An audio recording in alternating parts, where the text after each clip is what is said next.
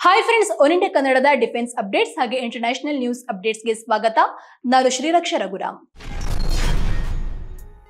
ಅಬುಧಾಬಿಯಲ್ಲಿ ಭವ್ಯವಾದ BAPS ಹಿಂದೂ ಮಂದಿರದ ಉದ್ಘಾಟನೆಯೊಂದಿಗೆ United Arab Emirates ಮಾನವೀಯತೆಯ ಇತಿಹಾಸದಲ್ಲಿ ಹೊಸ ಸುವರ್ಣ ಅಧ್ಯಾಯವನ್ನು ಬರೆದಿದೆ ಅಂತ ಪ್ರಧಾನಿ ನರೇಂದ್ರ ಮೋದಿ ಹೇಳಿದ್ದಾರೆ. ದೇವಸ್ಥಾನ ಉದ್ಘಾಟನಾ ಸಮಾರಂಭವನ್ನು ಉದ್ದೇಶಿಸಿ ಮಾತನಾಡಿದ ಮೋದಿ, BAPS ಹಿಂದೂ ಮಂದಿರದ ಉದ್ಘಾಟನೆಯು ವರ್ಷಗಳ ಪರಿಶ್ರಮದ ಫಲವಾಗಿದೆ. ಯುನೈಟೆಡ್ ಅರಬ್ ಎಮಿರೇಟ್ಸ್ ಮಾನವ ಇತಿಹಾಸದಲ್ಲಿ ಸುವರ್ಣ ಅಧ್ಯಾಯವನ್ನು ಬರೆದಿದೆ. ಇಲ್ಲಿ ಸುಂದರವಾದ ಮತ್ತು ದೈವಿಕ ದೇವಾಲಯವನ್ನು ಉದ್ಘಾಟಿಸಲಾಗ್ತಾ ಇದೆ. ಈ ಕ್ಷಣದ ಹಿಂದೆ ಹಲವು ವರ್ಷಗಳ ಶ್ರಮ ಅಡಗಿದೆ. ಭಗವಾನ್ ಸ್ವಾಮಿನಾರಾಯಣ ಅವರ ಆಶೀರ್ವಾದ ಸಿಕ್ಕಿದೆ ಅಂತ ಅಂದ್ರು. ಇಂದು ಬಸಂತ್ ಪಂಚಮಿಯ ಪವಿತ್ರ ಹಬ್ಬ. ಇದು ತಾಯಿ ಸರಸ್ವತಿಯ ಹಬ್ಬ. ಅಂದ್ರೆ ಬುದ್ಧಿವಂತಿಕೆ, ವಿವೇಕ ಮತ್ತು ಪ್ರಜ್ಞೆಯ ದೇವತೆ. ಈ ದೇವಾಲಯವು ಬಸಂತ್ನನ್ನ ಮಾನವೀಯತೆ ಮತ್ತು ಉತ್ತಮ ಭವಿಷ್ಯಕ್ಕಾಗಿ ಸ್ವಾಗತಿಸುತ್ತದೆ ಅಂತ ನಾನು ಭಾವಿಸ್ತೇನೆ ಅಂತ ಹೇಳಿದ್ರು. BAPS ಹಿಂದೂ ಮಂದಿರ ನಿರ್ಮಾಣದಲ್ಲಿ UAE ಸರ್ಕಾರದ ಪಾತ್ರವನ್ನ ಶ್ಲಾಘಿಸಿದ ಪ್ರಧಾನಿ ಮೋದಿ, ದೇವಾಲಯವು ಏಕತೆ ಮತ್ತು ಸಾಮರಸ್ಯದ ಸಂಕೇತವಾಗಿದೆ ಅಂತ ಹೇಳಿದ್ರು. ಸ್ವಾಮಿನಾರಾಯಣ ಸಂಪ್ರದಾಯದ ಪ್ರಮುಖ ಶಾಖೆಯಾದ ಭೋಜ ಸನ್ವಾಸಿ ಅಕ್ಷರ ಪುರುಷೋತ್ತಮ ಸ್ವಾಮಿನಾರಾಯಣ ಸಂಸ್ಥೆಯ ಗುರು ಮತ್ತು ಪ್ರಮುಖರಾದ ಪ್ರಮುಖ ಸ್ವಾಮಿ ಮಹಾರಾಜ್ ಅವರೊಂದಿಗೆ ನಾನು ತಂದೆ ಮಗ ಸಂಬಂಧವನ್ನು ಹೊಂದಿದ್ದೇನೆ ಅಂತ ಪ್ರಧಾನಿ ಹೇಳಿದರು. ಬಹಳ ಸಮಯದವರೆಗೆ ತಂದೆಯ ಪ್ರಭಾವವಾಗಿ ನಾನು ಅವರ ಬೆಂಬಲ ಮತ್ತು ಆಶೀರ್ವಾದವನ್ನು ಪಡೆದುಕೊಂಡೆ. ನಾನು ಮುಖ್ಯಮಂತ್ರಿಯಾಗಿದ್ದಾಗ ಮತ್ತು ಪ್ರಧಾನಿಯಾಗಿದ್ದಾಗಲೂ ಅವರು ನನಗೆ ಸ್ಪಷ್ಟವಾದ ಮಾತುಗಳಲ್ಲಿ ಮಾರ್ಗದರ್ಶನವನ್ನು ನೀಡ್ತಾ ಇದ್ರು ಅಂತ ಮೋದಿ ಹೇಳಿದರು. ಪ್ರಧಾನಮಂತ್ರಿ ನರೇಂದ್ರ ಮೋದಿ ಅವರು UAE ಅಧ್ಯಕ್ಷ Mohamed bin Zayed Al Nahyan ಅವರಿಗೆ ಸ್ಟ್ಯಾಂಡಿಂಗ್ ಚಪ್ಪಾಳೆ ಅಂದರೆ ಸ್ಟ್ಯಾಂಡಿಂಗ್ ಓವೇಷನ್ ನೀಡುವಂತೆ ನೆರೆದಿದ್ದವರಿಗೆ ಮನವಿಯನ್ನ ಮಾಡಿದ್ರು. UAE ಸಚಿವ Sheikh Nahyan bin Mubarak Al Nahyan ಅವರು ಪ್ರಧಾನಿ ಮೋದಿ ಅವರನ್ನ ಮಹಾನ್ ಸ್ನೇಹಿತ ಮತ್ತು ಶ್ರೇಷ್ಠ ಮತ್ತು ಸ್ನೇಹಪರ ದೇಶವಾದ ಭಾರತದ ಪ್ರತಿನಿಧಿ ಅಂತ ಸ್ವಾಗತಿಸಿದ್ರು. UAEಗೆ ನಿಮ್ಮ ಭೇಟಿಯು UAE ಮತ್ತು ಭಾರತದ ನಡುವೆ ದೀರ್ಘಕಾಲದಿಂದ ಅಸ್ತಿತ್ವದಲ್ಲಿದ್ದಂತಹ ಸ್ನೇಹ, ವಿಶ್ವಾಸ ಮತ್ತು ಸಹಕಾರದ ಆಳದ ಸ್ಪಷ್ಟ ಸೂಚನೆಯಾಗಿದೆ ಮತ್ತು ನಿಮ್ಮಿಂದ ಬಲಪಡಿಸಲ್ಪಟ್ಟಿದೆ ಅಂತ ಅಲ್ ನಹ್ಯಾನ್ ಹೇಳಿದ್ದಾರೆ.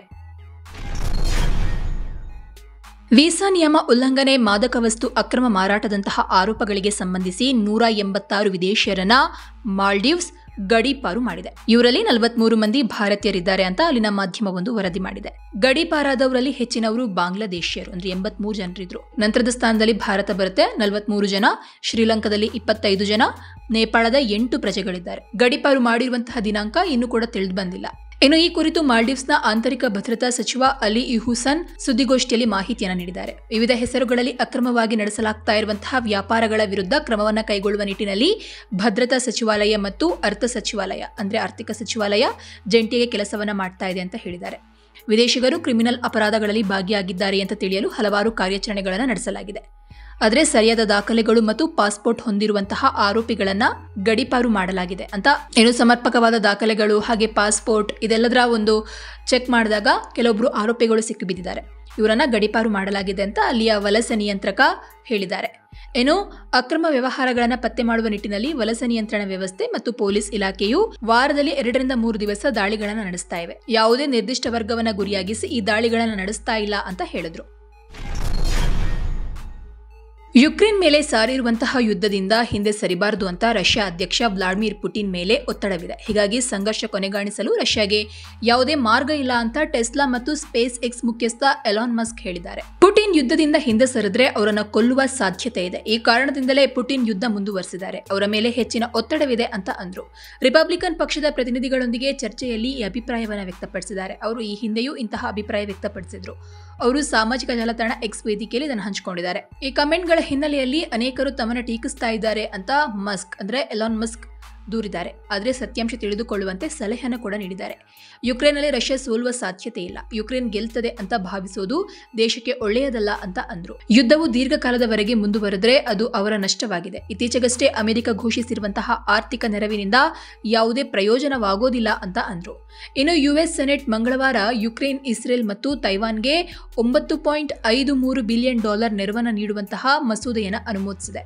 ಇದರಲ್ಲಿ $6,000 ಕೋಟಿ ಯುಕ್ರೇನ್ಗೆ ನೀಡಲಾಗುತ್ತದೆ. ಪ್ರತಿಪಕ್ಷವಾಗಿರುವಂತಹ ರಿಪಬ್ಲಿಕ್ ಇದನ್ನು ವಿರೋಧಿಸಿರೋದ್ರಿಂದ ಮಸೂದೆಯು ದೀರ್ಘಕಾಲದವರೆಗೆ ಬಾಕಿ ಉಳಿದಿದೆ. ಅಂತಿಮವಾಗಿ ಮಸೂದೆಯು ಸೆನೆಟ್ನಲ್ಲಿ 70 ಹಾಗೆ 29 ಮತಗಳಿಂದ ಅಂಗೀಕರಿಸಲ್ಪಟ್ಟಿತ್ತು. 22 ಜನರು ಅಂದ್ರೆ ರಿಪಬ್ಲಿಕನ್ ಪಕ್ಷದ 22 ಜನರು ಆಡಳಿತಾರೂಢ ಡೆಮೊಕ್ರಾಟ್ಗಳೊಂದಿಗೆ ಕೈ ಜೋಡಿಸಿದ್ದಾರೆ.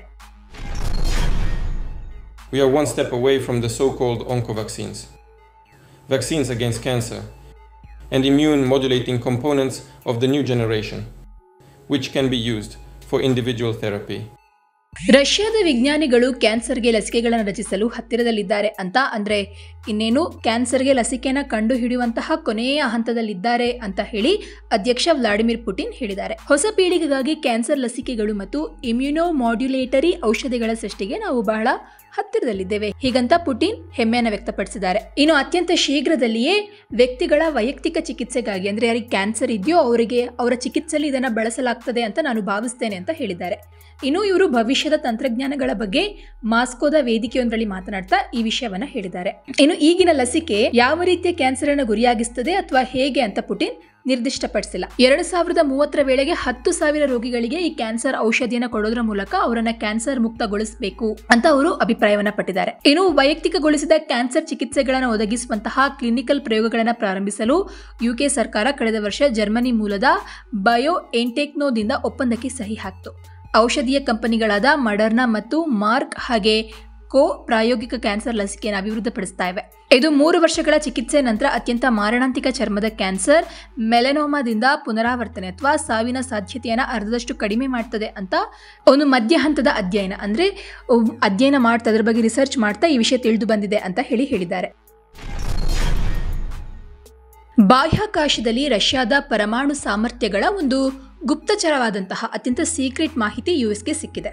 ಅದು ಉಪಗ್ರಹಗಳಿಗೆ ಸಮಸ್ಯೆಯನ್ನು ಉಂಟು ಮಾಡ್ತದೆ ಅಂತ ನ್ಯೂಯಾರ್ಕ್ ಟೈಮ್ಸ್ ಹೇಳಿದೆ.